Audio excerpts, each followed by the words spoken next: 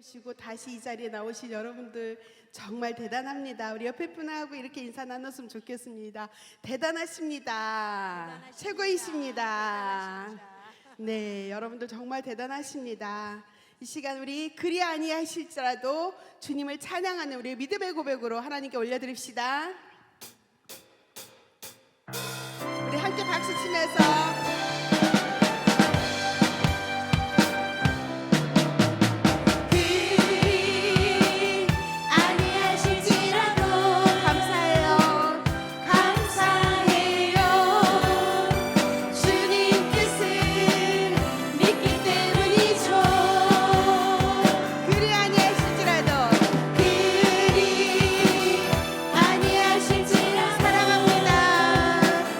사랑해요.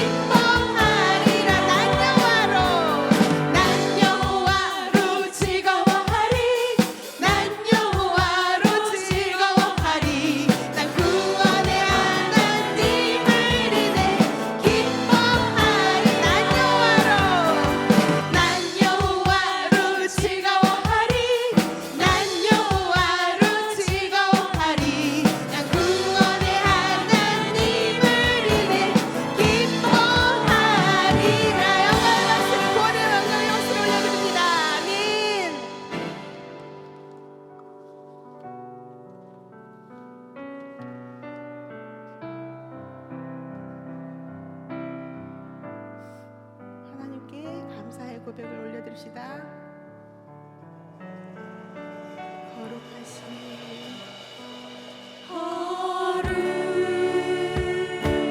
거룩하신 하나님 주께 감사드리세.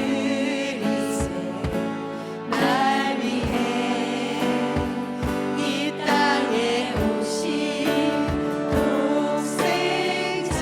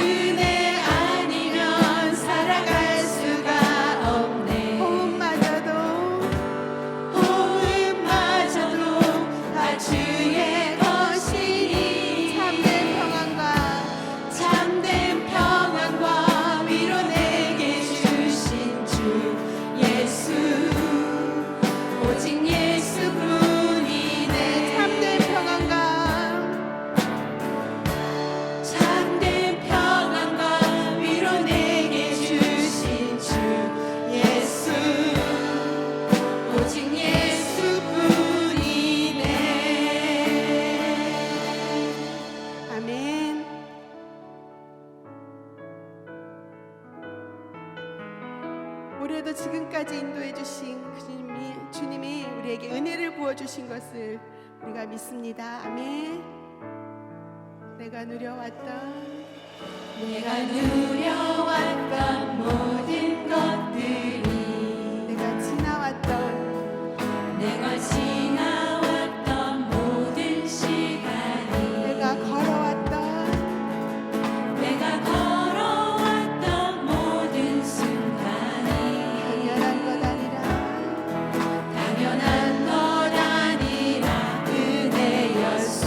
아침 해가 뜨고 아침 해가 뜨고 저녁에 노을 봄의 꽃향기와 봄의 꽃향기와 가을의 열매 변하는 계절의 모든 순간이 당연한 것 아니라 은혜였어. 모든 것이 모든 것이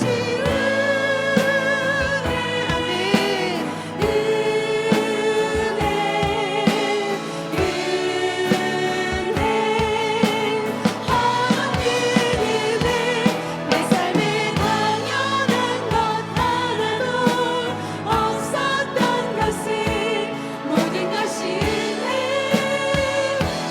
은혜였소. 내가 이 땅에 내가 이 땅에 태어나 사는 어린아이 시절과 어린아이 시절과 지금까지 숨을 쉬며 살며 꿈을 꾸는 삶 당연한 것 아니라 당연한 것 아니라 은혜였어. 내가 하나님의 자녀로 살며 내가 하나님의 자녀로 오늘 살며 찬양하고 예배하는 삶 오늘 찬양하고 예배하는 복음을 전할 수 있는 축복이 복음을 전할 수 있는 축복이 당연한 것 아니라 은혜였어. 모든 것이 감사 모든 것이 감사하네. 감사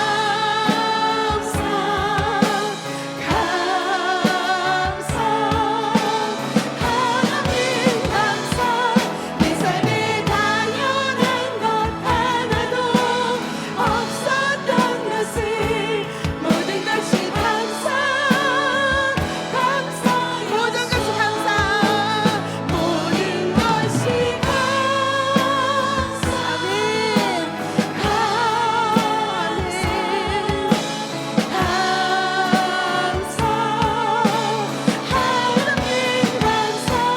내 삶에 당연한 것 하나도 없었던 것을 모든 것이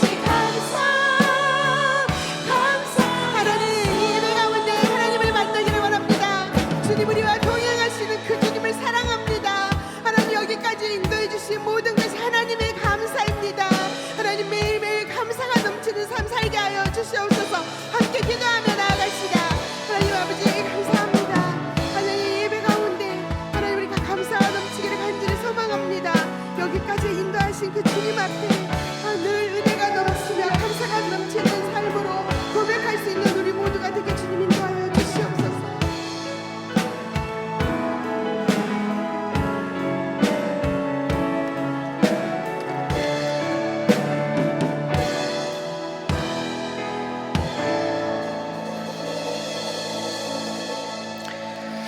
하나님 감사합니다. 오늘 또 우리를 이곳에 불러주시고 하나님을 예배하며 나아갈 수 있게 하심을 감사합니다. 모든 것이 하나님의 은혜이며 감사하다는 것을 우리가 고백하며 살아갈 수 있는 우리의 삶이 될 수 있도록 주님 인도하여 주옵소서. 이 시간 또한 역사하실 하나님을 기대합니다. 우리의 마음을 만져주시고 이 시간 주장하여 주옵소서. 예수님의 이름으로 기도합니다. 아멘. 할렐루야. 네, 하나님의 말씀 보도록 하겠습니다. 오늘 우리에게 주시는 하나님의 말씀은 누가복음 1장 46절에서 56절까지 말씀입니다. 다 함께 일어나셔서 하나님의 말씀을 경청하시겠습니다. 마리아가 이르되 내 영혼이 주를 찬양하며 내 마음이 하나님 내 구주를 기뻐하였음은 그의 요종의 비천함을 돌보셨음이라. 보라 이제 후로는 만세에 나를 복이 있다 일컬으리로다.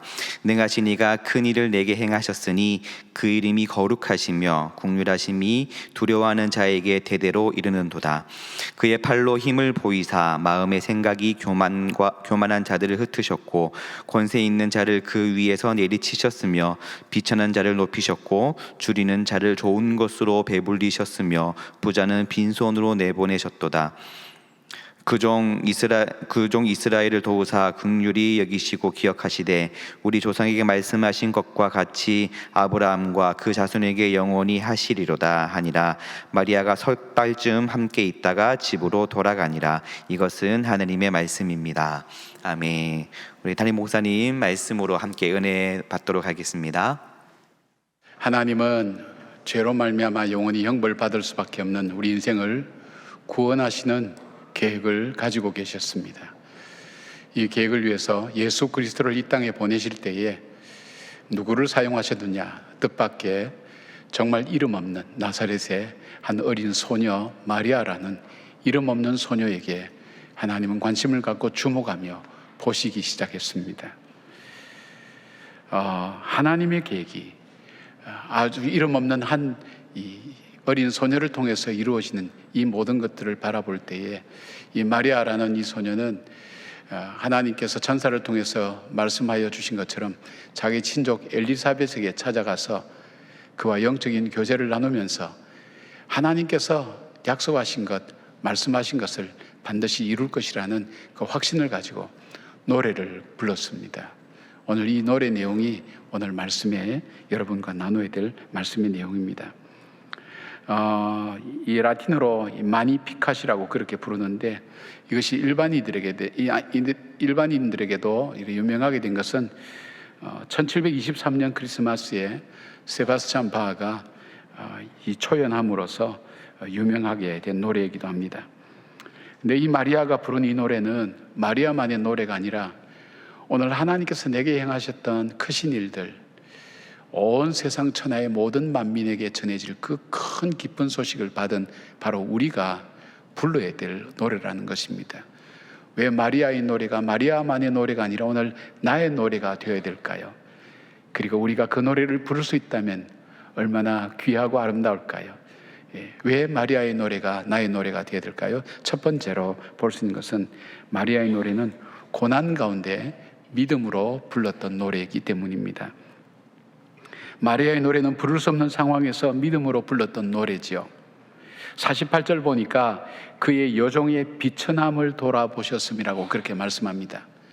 마리아는 자기의 형편과 사정이 지금 비천하다는 표현을 쓰고 있는데 이 비천하다는 표현은 자기의 현실이 비참하고 참담하다는 그런 현실도 될 수 있고 나에게 나를 보는 내 자신이 나는 보잘것없다고 스스로 생각하는 것도 있고 주변의 환경도 희망이 없는 가운데 살아가고 있는 존재라는 것을 이 복합적으로 함축하고 있는 그런 단어이기도 합니다.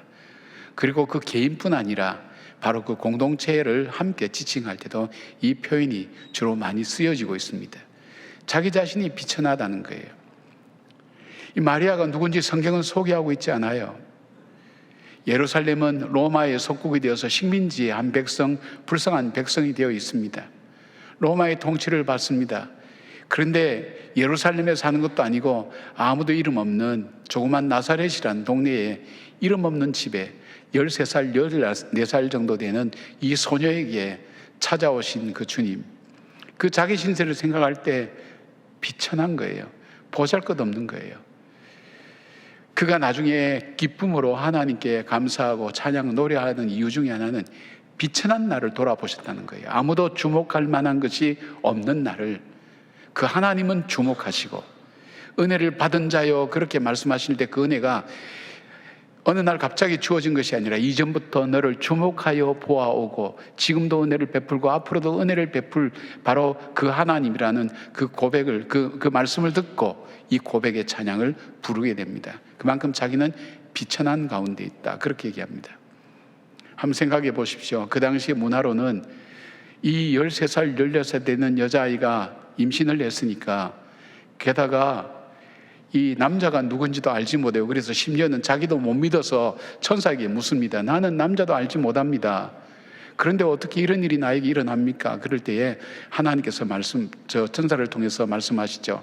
하나님이 하신 일은, 하나님의 말씀은 능치 못함이 없다고 그렇게 말씀하실 때 그 말씀을 그대로 받아들입니다. 어쩌면 내가 그 당시 문화로는 돌멩이에 맞아 죽을지도 모르는 현실, 성령으로 잉태했다 그럴 때에 누가 믿겠으며 누가 받아들이겠는가? 그리고 자기의 미래는 어떻게 될까? 지금 처한 현실을 보면 아무리 봐도 희망이 보이지 않습니다.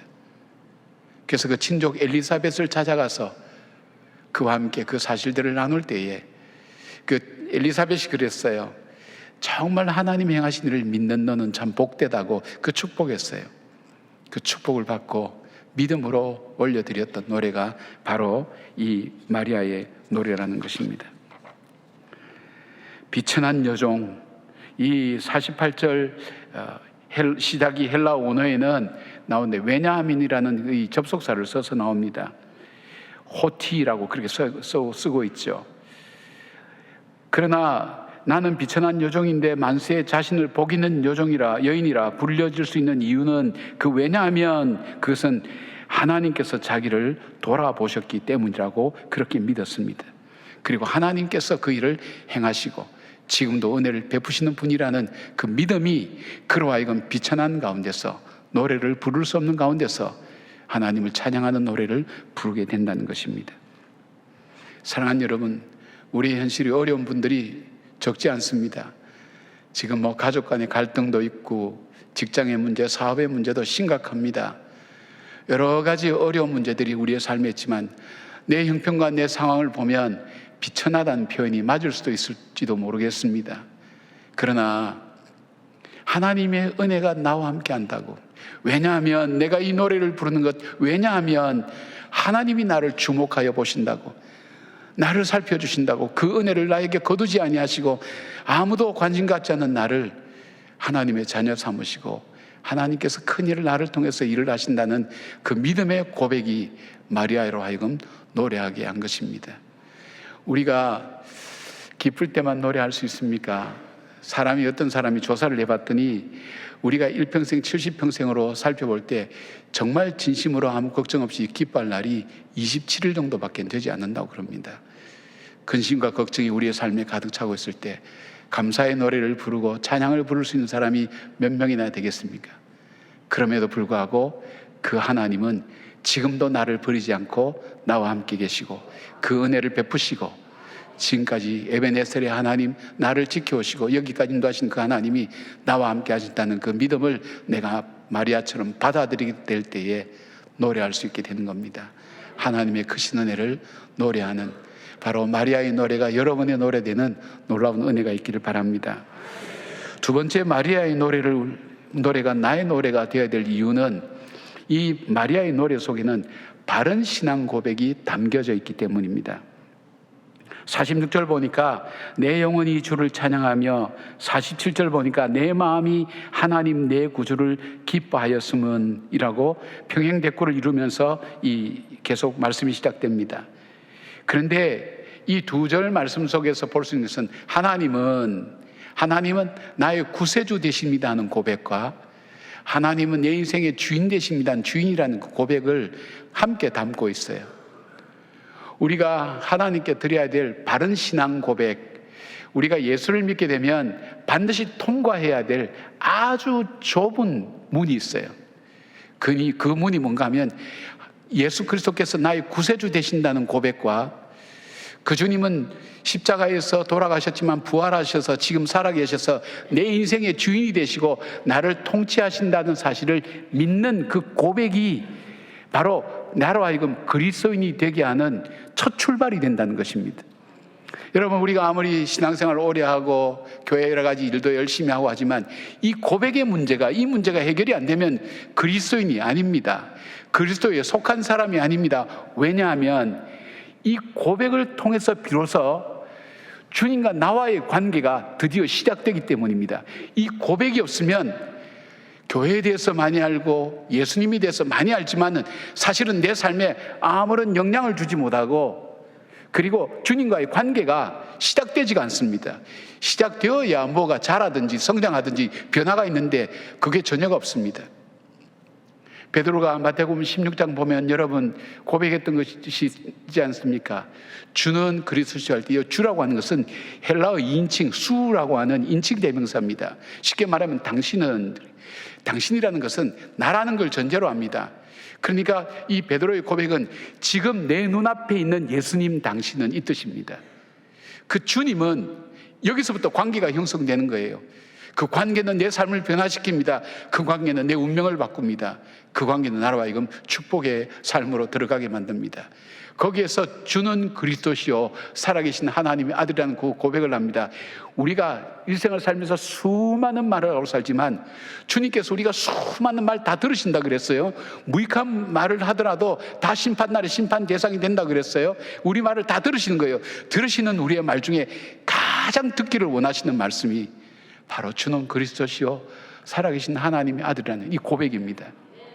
왜냐하면 이 고백 위에 내 교회를 세우겠다고 주님께서 말씀하셨어요. 여러분, 이 고백이 있어야 교회가 시작됩니다. 교회가 뭡니까? 지금 이런 교회가 아니라 우리 자신이 교회예요. 내 삶 속에 주님을 모신 삶이 이 고백과 더불어 시작되기 때문입니다. 바로 내 삶 가운데 주님께서 교회를 세우신다고 했어요. 이 교회의 시작이 이 고백으로 시작되기 때문에 이 고백은 굉장히 중요한 신앙 고백입니다. 마리아가 12살, 13살 되는 그 어린 소녀가 이런 깊은 신학적이고 영적인 통찰력을 가지고 어떻게 이 구세주를 고백할 수 있었을까요? 성령의 인도하심입니다. 바른 고백을 할 수 있었어요. 또 이 고백은 어떤 겁니까? 이 고백이 중요한 이유는 주의 역사가 일어나는 고백이기 때문입니다. 요한복음 11장에 보면 주님이 자주 방문하셨던 나사로의 집에 나사로가 죽었습니다. 나사로가 죽은 지 나흘 될 때에 예수님이 가셨어요. 그러니까 마르다가 나와서 주님이 살아 계셨으면 우리 오라버니가 죽지 않았을 거라고. 그런데 예수님께서 내가 부활을 믿느냐, 다시 살아날 줄 믿냐? 예, 마지막 때는 그럴 줄 믿습니다. 아니, 그것이 아니야. 나는 생명이요 부활이니 나를 믿는 자는 죽어도 살겠고 살아서 나를 믿는 자는 영원히 살리라고 그렇게 말씀합니다. 그리고 무덤으로 갔는데 마르다가 얘기합니다. 주님, 죽은 지 나흘이나 돼서 벌써 냄새가 납니다. 그럴 때 네가 내 말을 믿느냐? 그 말씀 뭡니까? 네가 고백했던 것. 마르다가 그때 고백을 했거든요. 주는 그리스도시요 살아계신 하나님의 아들입니다. 그 고백. 다시 오시는 하나님의 아들입니다. 그 고백. 그 고백을 들으시고 난 다음 주님은 나사로를 살리셨어요. 이 고백을 통해서 하나님은 귀한 역사를 이루어 갔습니다. 여러분, 이 고백이 삶 속에 들여질 때 하나님의 역사가 일어납니다. 죽은 나사로가 부활하는 역사가 일어나듯이 내 삶 속에 죽어가는 심령이 살아있는 것 같지만 영은 죽어가는 내 영이 살아납니다. 어떨 때에 이 고백이 나의 삶 깊은 곳으로부터 주님 앞에 들여질 때 말입니다. 마리아의 고백이 정말 돋보이고 귀중한 이유가 있어요. 그 당시에는 로마가 통치하고 있어요. 당시에 미리안이라는 비문을 바라보면 로마 형제를 이렇게 표현했습니다. 신이신 아우구스투스 케사르, 신의 아들 땅과 바다의 최고 지배자, 전체 세상의 시혜자요 구세주, 그렇게 불렀어요. 절대 권력의 힘이 존재하는 살벌하고 두려운 권력의 통치가 이루어지는 그 상황 속에서 많은 사람이 그 삶을 통해서 바로 이 황제가 신이라는 그런 어떤 이 사상과 그리고 문화가 삶 속에서 깊게 나타나고 있는 그 가운데서 우뚝 서서 혼자 고백하는 겁니다. 아닙니다. 나를 구해 주실 분은, 나를 구해 주시는 분은 바로 하나님 그분입니다. 예수 그리스도입니다. 그리고 그분은 살아계셔서 내 인생의 주인입니다. 내 삶의 주인입니다. 그 고백을 드린 거예요. 사랑하는 여러분, 오늘 우리가 바른 신앙 고백을 드리는 것, 그것이 단순히 우리 입술의 고백만이 아니라 내 삶을 통해서 정말 나는 예수님이 내 죄를 사해 주셔서 영원히 형벌받을 나를 참으로 구속해 주신 바로 그 주님이라는 그것을 내가 믿고 있는지, 이것이 얼마나 크고 놀라운 귀한 소식인지, 세상에 때로는 고난과 시련이 있다 할지라도 우리가 주기철 목사님 이야기를 조 목사님 통해서 들은 것처럼 그 고난과 시련을 이겨내면서 지켜내야 될 가치가 있나 이거예요. 그 가치를 여러분이 그렇게 생각하냐고요. 정말 나는 이 나를 구원해 주신 이 구원이 얼마나 크고 놀라운 것인가 하는 것에 대해서 가치를 알고 감격해 하는가 이거예요. 그리고 그것뿐 아닙니다.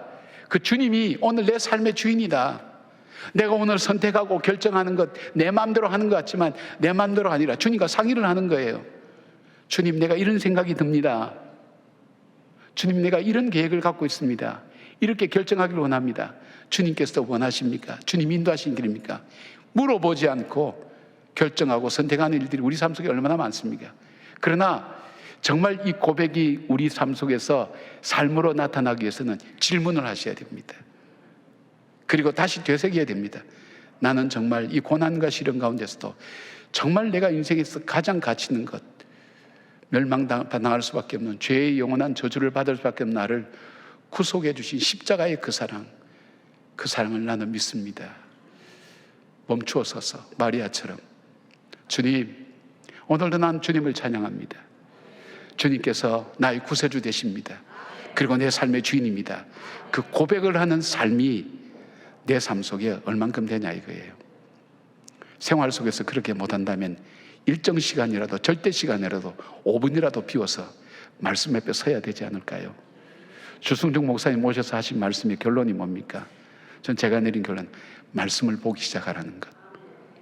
말씀을 보지 않는데 어떻게 믿음이 생기며, 말씀을 보지 않는데 어떻게 우리 믿음이 성장하며, 말씀을 보지 않는데 어떻게 믿음으로 결단할 수 있겠습니까? 성경을 보지 않는 분이 있다면 성경을 보시기를 바랍니다. 전 제 아내와 대화하면서 집사람이 가끔 이제 어머니가 옛날에 하셨던 말씀을 얘기를 해요. 대화를 나눠서 하는데 어머니가 그런 기도하는 걸, 그런 말씀을 들었다는 거예요. 하나님께서 우리 교회에 하나님 10,000명의 교인을 달라고 기도하는데 참 그 전제가 재밌었다는 게, 하나님의 말씀을 보는 교인 10,000명을 달라고. 이분은 기도의 능력을 알았던 분이에요. 말씀의 능력을 알았던 분이에요. 하나님의 말씀을 매일 보는 신자 10,000명을 달라고. 집사람이 여전히 그 기도하고 있더라고요. 저도 그 기도합니다. 수많은 사람이 모인 것이 아니라 하나님 말씀을 읽고 그 말씀의 거룩한 영향력을 받아서 그 말씀으로 내가 채워지고 그 말씀으로 충만해져서 하나님 앞에 이 세상 속에서 하나님의 자녀임을 증거하며 나타내는 삶을 살기를 원하는 주의 백성들, 거기에 참 소망이 있고 산 소망이 있다는 것을 믿음으로 고백하며 살아가는 바로 그 성도들이 모일 때에 하나님의 역사가 일어나는 것입니다. 구원의 역사가 일어나고 기적과 이적의 역사가 일어나는 것을 보게 됩니다. 마리아의 노래, 마리아만의 노래가 아니라 오늘 내가 불러야 될 신앙 고백의 노래임을 기억하면서 그 고백을 찬양하며 올려드리는 저와 여러분 되기를 바랍니다. 마리아의 노래를 나의 노래로 불러야 될 세 번째 이유가 있다면 온전한 찬양을 드리기 때문입니다. 여러분, 온전한 찬양이라는 것은 두 가지 조건이 있어요. 첫째는 우리 마음의 자세예요. 마음이에요. 마음. 이 마리아의 노래 처음인 46절은 이렇게 시작됩니다. 46절, 내 영혼이 주를 찬양하며, 47절, 내 마음이 주를 찬양하며, 이렇게 되어 있죠. 내 영혼이, 내 마음이, 단어는 달라요. 그러나 히브리적 표현이에요. 강조하는 거예요. 그러니까 나의 온몸과 마음과 영혼을 다해 주님을 찬양한다. 이 찬양의 대상이 있다는 거예요. 주님을 찬양한다. 마리아는 온 영혼을 다해서 주 앞에 온전히 드린 찬양, 주님이 받으신 찬양, 그리고 찬양의 내용이 있어요. 찬양의 내용이 말씀드린 것처럼 제일 먼저 찬양의 내용 속에 포함되어 될 것이 있다면 이 찬양의 대상에 대한 고백이에요. 여러분, 마리아는 오늘 찬양의 대상인 하나님을 거룩하신 하나님, 49절 보니까 거룩하신 하나님이면서 54절 보니까 긍휼하신 하나님을 고백합니다. 하나님에 대한 완전한 고백입니다. 거룩하신 하나님은 정의의 하나님입니다. 그리고 죄를 심판하시는 하나님입니다. 심판주 하나님입니다. 여러분, 심판주 하나님 앞에 우리의 삶이 심판이 없을 것 같습니까? 하나님은 심판의 사인을 이 땅에 심어두었어요. 계속 술을 많이 먹고 매일 술 먹는 시간, 술 먹는 양을 늘려나가면 간이 상하면서 죽습니다. 작은 심판입니다. 여러분, 우리가 밤에 잠잘 때 아무 의식 없이 자지 않습니까? 무슨 생각합니까? 우리도 언젠간 이렇게 영원히 잠들 때가 있다는 걸 우리에게 알려주는, 하나님의 작은 심판을 알려주는 신호라고 생각해 본 적 없습니까? 우리의 삶 전체를 통해서 심판하실 그날, 그 하나님 앞에 우리가 당당하게 설 수 있나요? 우리의 심령 골수까지 쪼개보시는 하나님 앞에, 내 마음의 생각까지도 다 보시는 주님 앞에 우리가 나는 바르게 살았습니다 얘기할 분이 여기 누가 계신가요? 우리가 여러 사람이 있을 때 하는 행동하고 혼자 있을 때 하는 행동 다르잖아요. 내가 말하는 거하고 내가 생각하는 거 다르잖아요. 하나님은 그 마음의 생각까지 골수까지 쪼개보신다는 거예요. 내가 생각하는 것 그 전까지 무엇이까지도 주님은 보신다는 거예요. 그 하나님 앞에 온전히 심판받기 위해서 설 때 담대하게 설 수 있는 사람 없나요? 아무도 없어요. 그래서 연구하면 연구할수록 절망하는 거예요. 누구에 대해서? 나에 대해서 절망하는 거예요. 나에게는 희망이 없다는 것. 그것이 신앙의 시작이에요. 그러나 마리아는 그런 하나님만 아니라 긍휼의 하나님을 노래하고 있습니다. 긍휼의 하나님은 어떤 하나님입니까? 죄로 말미암아 영원한 형벌 받을 바로 우리들을 긍휼히 여기셔서, 얼만큼 긍휼히 여기셨으면 그 죄값을 치르기 위해서 자기 아들을 십자가에 못 박아서 그 속량했다는 거예요. 우리의 죄의 모든 더럽고 무거운 것을 다 치루었다는 거예요. 이 테텔레스타의 십자가에서 다 이루었다 하시는 건 뭐냐면 이 상업적 용어입니다. 내가 빚을 다 갚았다는 거예요. 다 치루었다는 거예요. 그 긍휼하신 하나님이, 그 긍휼하신 하나님 때문에 오늘 우리가 기도할 수 있는 거예요. 긍휼하신 하나님이 계시기 때문에 우리가 하나님 앞에 나올 때도 별로 이렇게 힘들게 하지 않고도 나올 수 있는 거예요. 왜요? 우리의 형편과 처지를 아시기 때문에, 우리의 상황을 아시기 때문에 그 하나님, 그리고 그 하나님을 묵상하게 될 때 우리가 눈물이 흐르고 우리 마음에 감동이 오는 것은 아무도 모르는 나를 그 주님은 알고 계신다는 것, 듣고 계시고 보고 계신다는 것, 바로 그 긍휼한 하나님을 찬양하고 있는 것을 봅니다. 그리고 하나님 존재에 대한 고백이 있는 다음에 그 다음에는 하나님이 행하신 일에 대한 고백이 있어야 됩니다. 마리아는 49절에 나옵니다. 하나님이 행하신 일, 특히 나와 그 백성을 위해서 행하신 일. 하나님은 49절 이하에 거룩하신 하나님은 권세 있는 자를 내리치셨으며 부자를 빈손으로 보내셨다고 노래합니다. 여기에 권세 있는 자와 부자의 이거는 이 용어 자체에 대한 것이 아니라 공통적인 것은 교만한 겁니다. 내가 하나님이 되어서 내가 내 인생 마음대로 생각하고 내 대로 결정할 수 있다고 생각하는 사람의 그 교만을 꺾으시고 흩어버리고 그리고 버리신다고 그렇게 말씀합니다. 그렇게 고백합니다. 그리고 긍휼하신 하나님은 어떤 하나님입니까? 바로 비천한 자기를 돌아볼 뿐 아니라 불쌍히 여기고 하나님의 언약을 믿고 하나님을 신뢰하는 그 백성을 기억하시고 불쌍히 여기시고 복 있는 존재로 만드신다는 것입니다. 그래서 여기 표현대로 하면 줄이는 자를 좋은 것으로 배불리시고 비천한 자를 높이시는 분인 것을 고백하고 있습니다. 여러분, 저와 여러분이 감사를 드려야 될 이유 중에 하나가 하나님의 긍휼하심입니다. 하나님의 거룩하심입니다. 그 거룩하심 때문에 우리는 바른 길을 걸어갈 수가 있습니다. 그 긍휼하심을 얻었기 때문에 하나님 보좌 앞에 나갈 수가 있는 것입니다.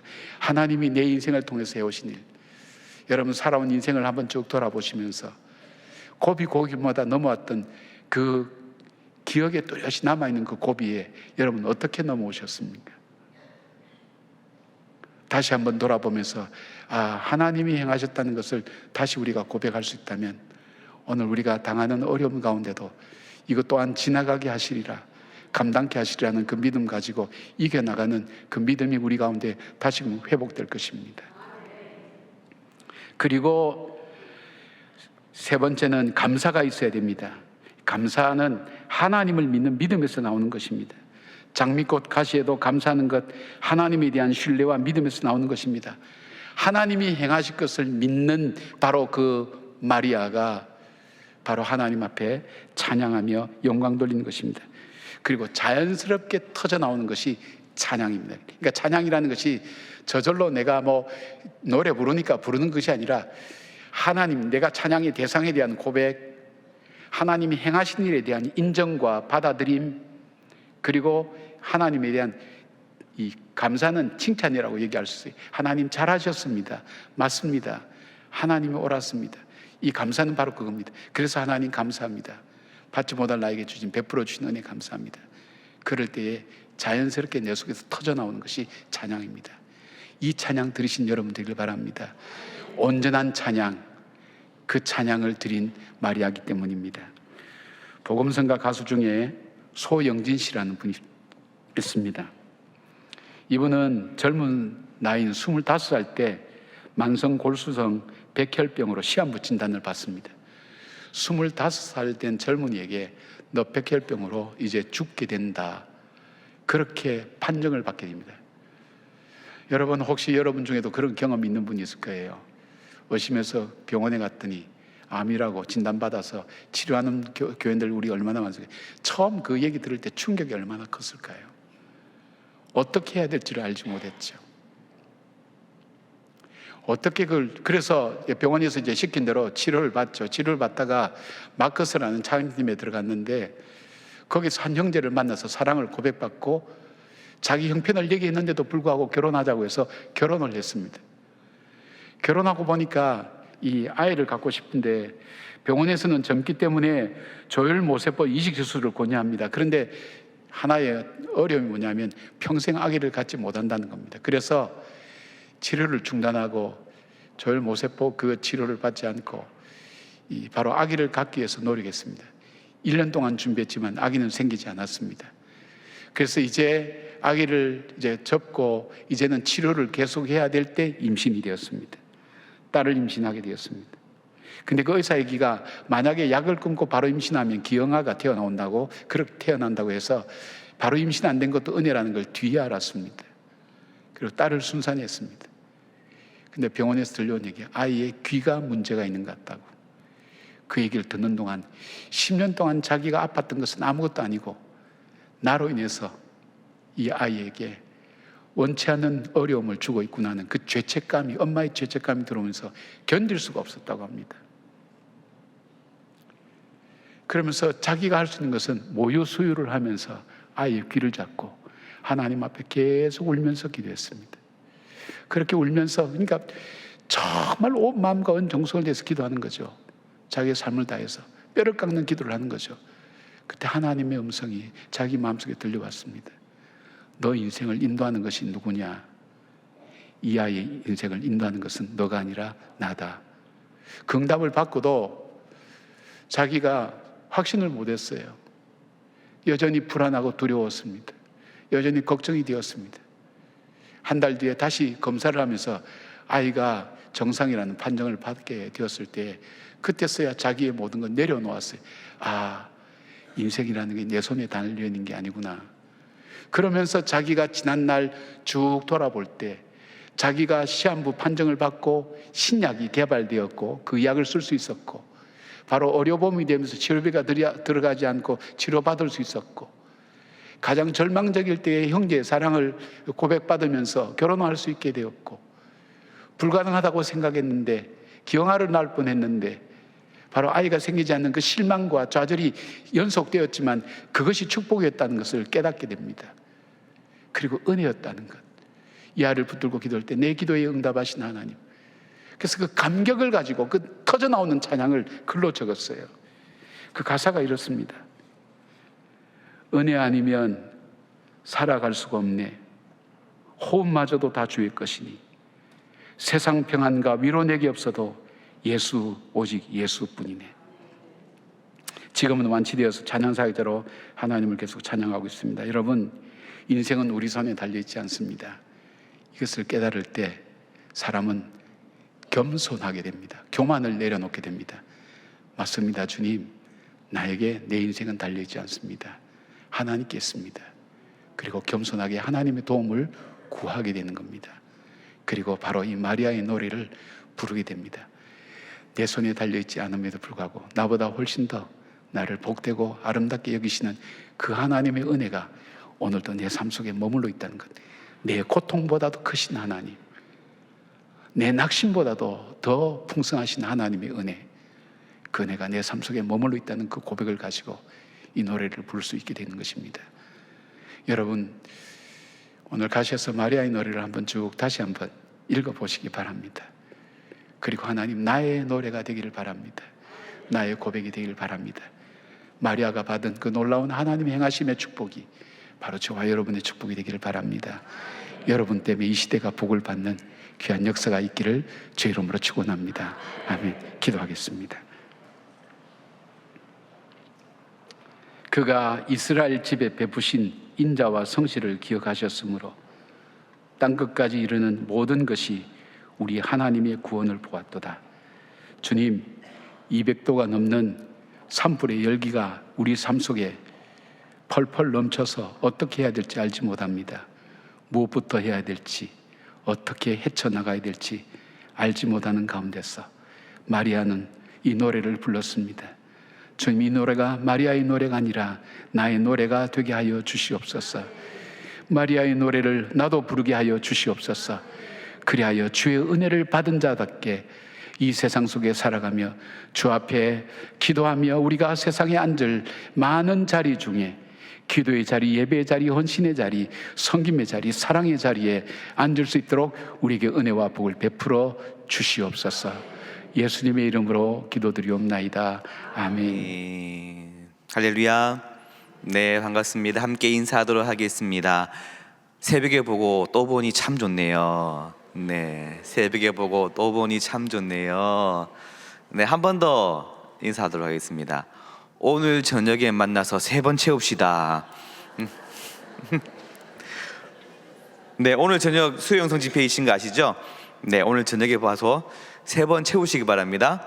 네, 앞에 제가 앞에 물이 있는데, 네, 그 서울의 수돗물 이름이 뭐죠? 아리수예요, 아리수. 그렇죠, 아리수. 이게 여기 제주도에서 나온 물인데, 제주도에서 나온 물 이름은 삼다수 있어요. 새벽에 참 좋은 물이 있어요. 예? 생수? 내가 할 수. 내가 할 수.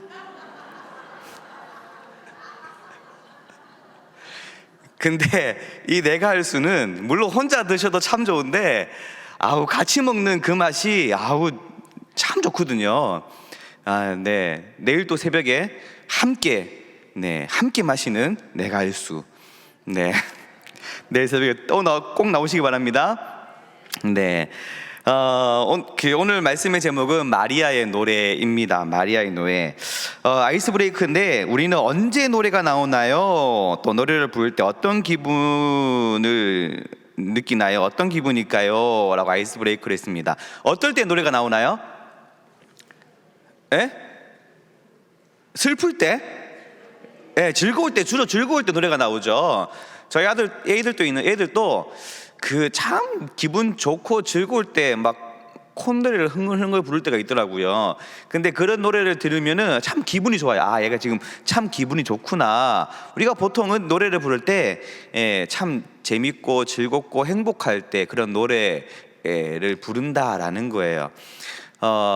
그래서 제가 그 노래를 부르는 가사가 있는 찬양을 한 곡 가지고 왔습니다. 이와 같은 때엔이란 노래인데, 찬양인데, 우리 같이 한번 이와 같은 때엔 한번 같이 한번 불러볼까요?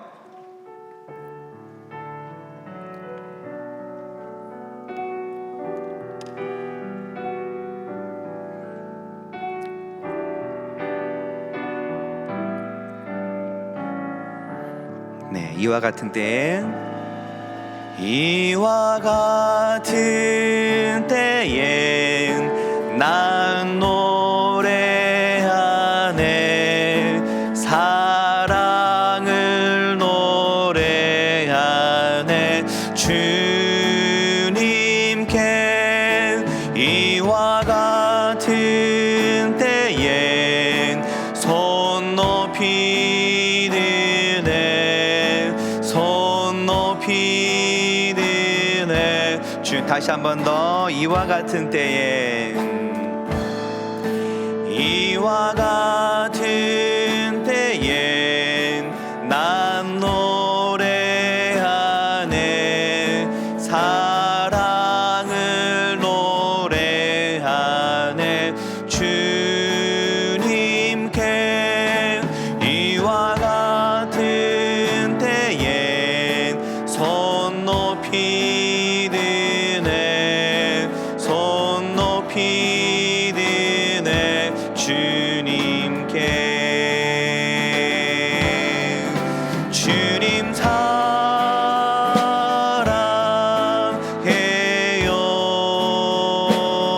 사랑해요 사랑해요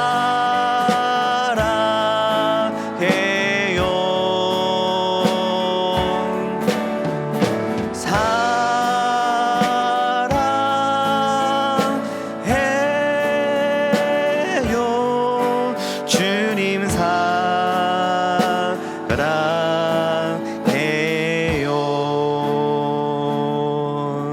네, 감사합니다.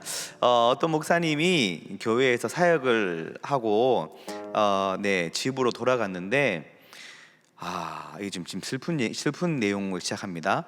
어떤 목사님이 교회에서 사역을 다 끝나고 집에 돌아갔는데 집에 돌아가 보니까 집이 불타버렸습니다. 본인이 없는 그 시간에. 근데 그 집 안에 애들이 있었거든요. 그 애들이 그 불로 인해서 다 안타깝게 다 그 불 속에 있는 집안에 그대로 있은 채로 다 죽어버렸어요.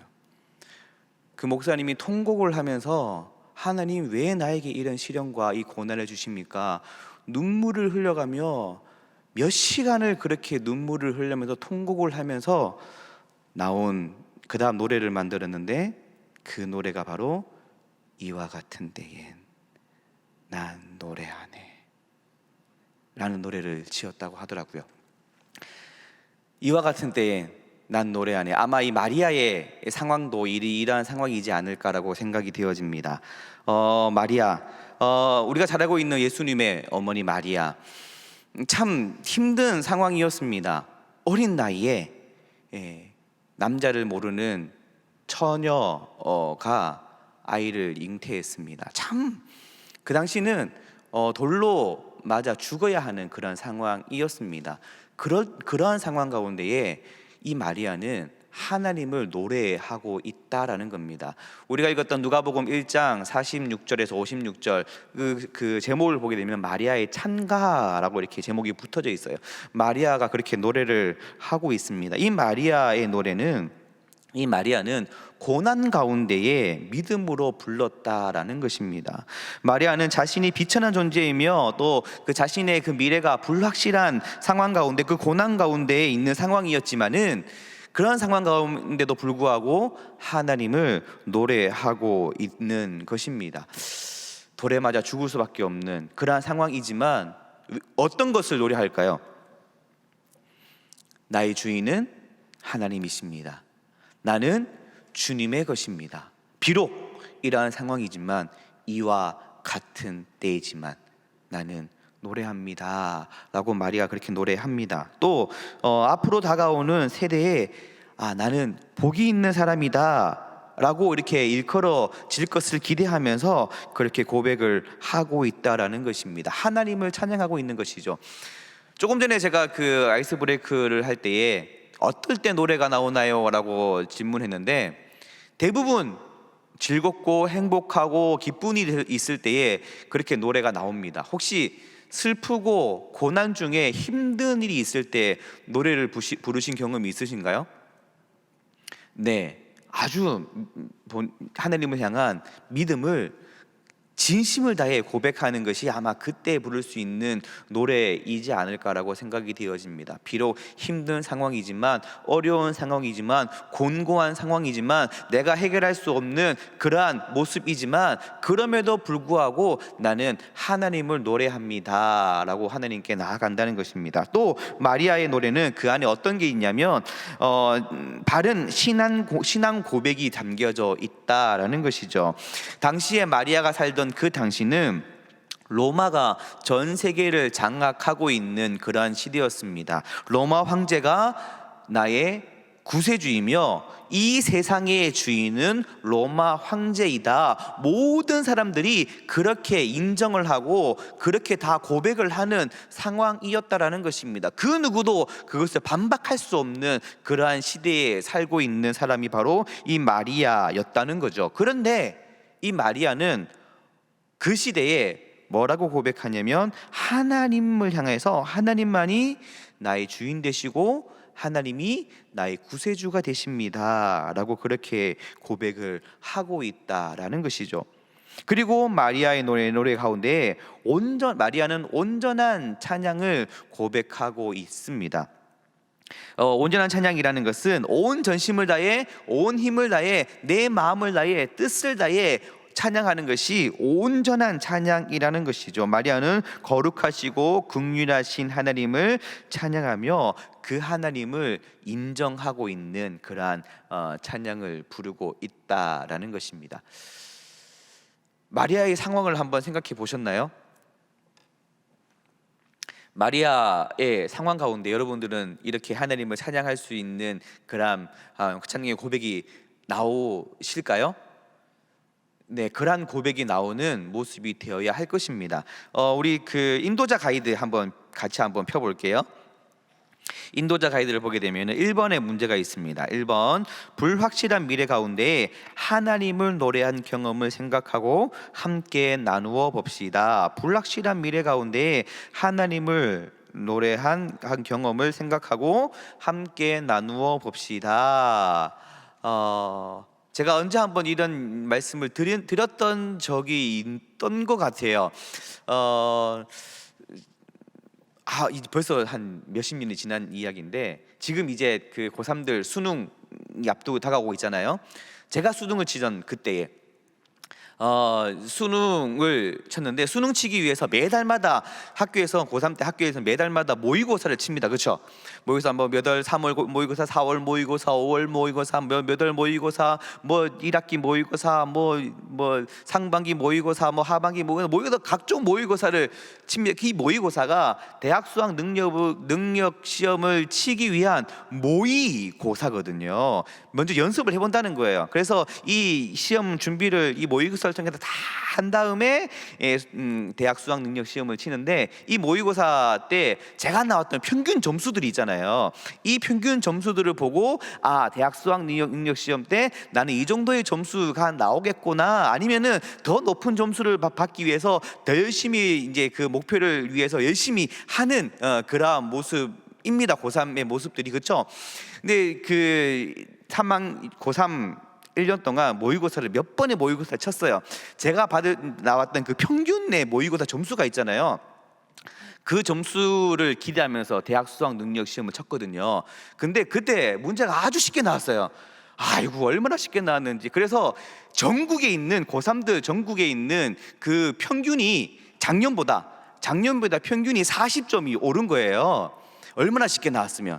그래서 저도 그 기대하면서 점수를 받았는데 저는 모의고사 쭉 쳤던 그 평균 점수보다 40점이 낮게 나온 거예요.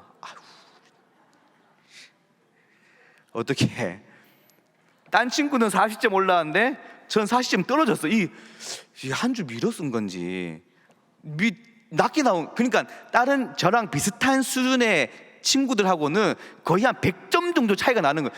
100점이면은 이거는 고3 계신 부모님들 이해되시죠? 나랑 비슷한 수준의 아이들하고 100점 차이가 나는 거예요. 와, 이거는 앞이 캄캄한 그런 상황이었거든요. 근데 제가 그 옆에 저를 신앙적으로 이끌어 주시던 분이 한 분 계셨는데 그럼에도 불구하고 하나님은 너를 사랑하신단다. 그 말에 제가 용기를 얻어서 지금 이 자리에 이렇게 서 있습니다. 네. 불확실한 미래였거든요. 네. 다들 그런 경험 있으시죠? 네. 불확실한 미래 가운데에 하나님을 찬양할 수 있는 그런 우리가 믿음이 있어야 될 것 같습니다. 두 번째, 내 입술로 나의 하나님을 고백해 봅시다. 마리아는 어떻게 고백했냐면 그렇게 불확실한 미래 가운데에 하나님은 나의 구주가 되십니다, 하나님은 나의 주인 되십니다, 이렇게 고백했다는 것입니다. 베드로는 어떻게 고백했냐면 많은 사람들이 하나님은, 주님은 엘리야다, 뭐 세례 요한이다, 아니면 뭐 예레미야다, 선지자 중에 한 명이다 라고 이야기를 하는 그런 상황 가운데 시몬 베드로는 어떻게 고백했냐면 주는 그리스도시요 살아계신 하나님의 아들이십니다 라고 고백을 했다라는 거죠. 마르다, 죽은 나사로의 동생 마르다는 이 오라버니가 죽은 상황 가운데에 어떻게 고백했냐면 주는 그리스도시요 세상에 오시는 하나님의 아들이신 줄 내가 믿나이다 고백을 했다라는 거예요. 그렇다면 여러분들은 어떻게 고백을 하시나요? 우리가 하나님께 기도할 때에 사랑의 하나님, 은혜의 하나님, 뭐 이 세상을 창조하신 전지전능하신 하나님, 뭐 그런 수식들이 많이 있죠. 내가 한번 기도할 때에 나는 어떤 하나님을 부르며 고백하나, 한번 내가 고백하는 하나님은 어떤 하나님인가 스스로 한번 생각해보고 그런 하나님을 한번 고백하면서 기도하는 모습이 한번 나의 모습을 한번 되돌아 보았으면 좋겠습니다. 3번, 나는 언제 그리고 어떻게 하나님을 찬양하는지 함께 나누어 봅시다. 기쁘고 즐겁고 행복할 때만 하나님을 찬양하는 것이 아니라 슬프고 괴롭고 고통스러울 때이다 하더라도 하나님을 찬양, 마치 마리아처럼 그럴 때일수록 더 하나님을 찬양하는 이와 같은 때엔 난 노래하네. 비록 절망 가운데 있는 상황 가운데 있지만 하나님을 찬양하는 우리 동안교회의 모든 목자와 부목자 여러분들 되시기를 간절히 소망합니다. 우리 그 목장 나눔지 제일 마지막에 목장 나눔지 부분이에요. 이제 다시 돌아와서 제일 마지막 부분에 한 단락이 있어요. 어려움과 고난의 환경 속에서부터 시작된 단락 있죠? 네, 그 단락 부분 우리 함께 읽고 마무리하도록 하겠습니다. 어려움과 시작. 어려움과 고난의 환경 속에서 새로운 생명의 길을 여시고 풍성한 삶을 준비하고 계신 그 주님을 찬양합시다. 어떤 환경과 상황에 처하든지 우리 삶에서 마리아의 노래가 바로 나의 고백의 노래가 되기를 소망합니다. 아멘. 우리 한 목사님 나오셔서 교회 소식 나누겠습니다.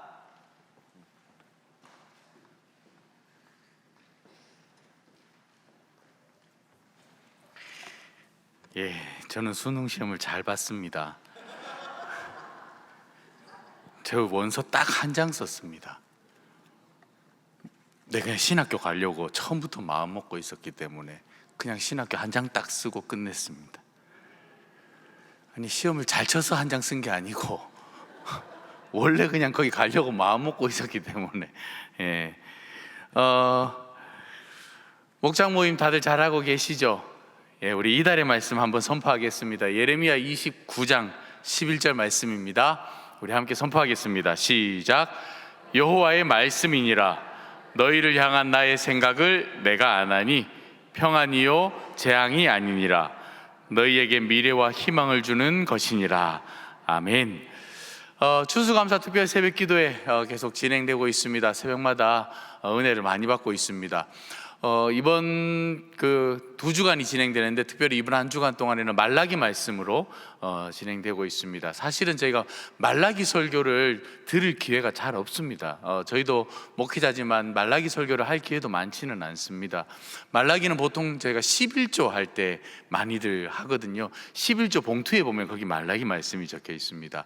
그래서 11조 할 때 많이 하는데 이번에 우리 목사님께서 다시 기본으로 돌아가자라는 그 주제를 가지고 풀어주시는데 얼마나 은혜가 되는지 모르겠습니다. 여러분 혹시 목장 식구들 가운데 새벽기도 못 나오시는 분들 계시다면 여러분들이 모닝콜도 좀 해주시고 태워오기도 하시고 함께 은혜의 시간을 누리면 좋을 것 같습니다.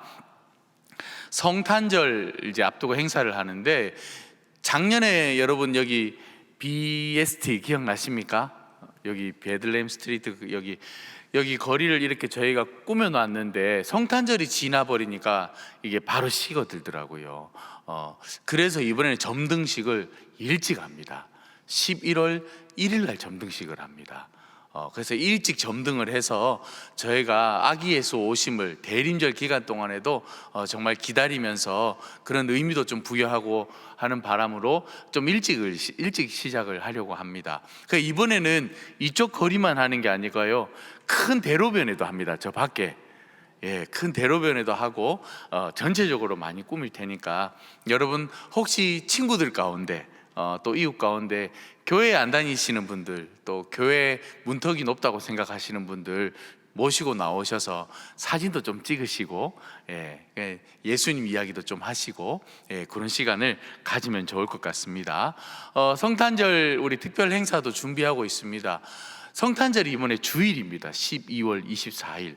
그래서 12월 23일 날 성탄절 발표회도 하고, 또 작년에 우리 밖에 그 푸드 트럭도 부르고 막 그랬지 않습니까? 기억나십니까? 기억 안 나시는 분은 아마 그 기간에 다른 데 갔다 오셨나 봅니다. 푸드 우리 트럭도 부르고 바자회도 하고 나름대로의 잔치를 했었는데 이번에는 작년보다 조금 더 크게 준비하고 있습니다.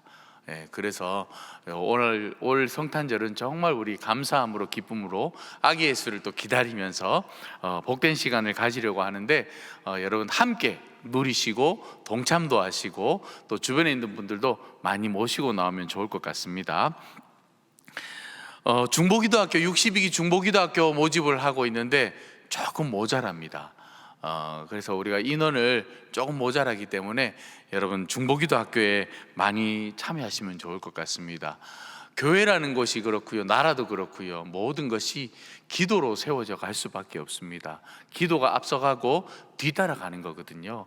우리 동안교회가 더 든든히 세워져 가기를 원하시는 분들, 또 우리 가정이 든든히 세워져 가기를 원하시는 분, 더군다나 우리 대한민국이 하나님 은혜 가운데 잘 세워져 가기를 원하시는 분 누구라도 좋습니다. 이번 중보기도 학교에 꼭 신청하셔서 기도로 우리의 삶도 열어가고 나라도 열어가고 우리 교회도 열어갈 수 있는 우리 모두가 되기를 축복합니다. 중보기도 학교 많이 신청해 주시기 바랍니다. 11월 26일 유아세례 준비하고 있습니다. 목장 식구들 가운데 요즘 나이가 올라갔습니다. 6세 이하로 이렇게 올라갔거든요. 예전에는 2세 이하 막 이래 어렸지 않습니까? 이제 6세까지 올라갔는데 혹시 목장 식구들 가운데 유아 세례를 받지 못한 가족이 있다면 여러분 꼭 말씀해 주시고 추천해 주셔서 이번에 유아 세례 함께 하면 좋을 것 같습니다. 내일부터 진학과 취업을 위한 학부모 기도회가 시작됩니다. 3주간 강의가 되거든요. 매주 목요일마다 3주간 진행이 되는데 여러분 우리 뒤에 보면 안내 데스크에 기도 제목 쓰는 게 있습니다. 고등학교 졸업을 했지만 또 자녀들 가운데 30대도 괜찮습니다. 취업을 준비하고 있는 자녀가 있다면, 우리 목장 식구들 가운데 취업을 준비하고 있는 자녀가 있다면, 아니면 또 진학을 준비하고 있는 자녀가 있다면 거기에 쭉 적어 주십시오. 적어서 우리가 함께 기도하면 좋을 것 같습니다. 함께 기도하면서 또 학부모 기도회인데요, 또 강의도 있으니까 강의도 좀 듣고 귀한 시간 이어가면 좋을 것 같습니다. 기다리고 기다리던 위로회가 다음 주 화요일입니다. 10월의 마지막 날 새벽기도 마치고 오전 7시에 출발을 하려고 합니다. 오전 7시 여러분 출발하니까요, 여러분 잊지 마시고 늦으시면 못 갑니다. 아시죠? 예전에는 늦게 오시는 분들이 꼭 둘이 있습니다.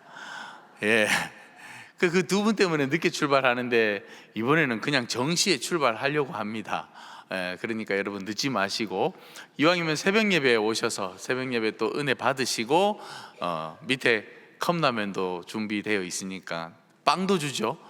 그리고 또 여러분 출출하실까봐 나는 꼭 밥을 먹어야 된다고 하시는 분들이 어떻게 하셨습니까? 그래서 저희가 김밥도 준비했습니다. 출발할 때 여러분 김밥도 준비하고 간식도 준비하고 아무튼 그날 하루는 실컷 먹고 그냥 실컷 누리고 구경도 하고 그러고 올 예정이니까요. 꼭 참여하시면 좋을 것 같습니다. 11월 첫째 주일날 새하모 준비하고 있습니다. 우리가 행복 모임도 하고 행복 나눔 축제도 하는데 그 또 마지막 열매가 새하모이지 않습니까? 새가족이 하나 되는 모임인데 여러분 그날 많이들 오셔서 새가족들 축하도 해주시고 그런 시간을 함께 하면 좋을 것 같습니다. 오늘도 한영원 전도대 모임이 있습니다. 12시 40분 소예배 2실에서 모임하도록 하겠습니다. 이제 각 마을별로 모여서 진행하도록 하겠습니다. 수고하셨습니다.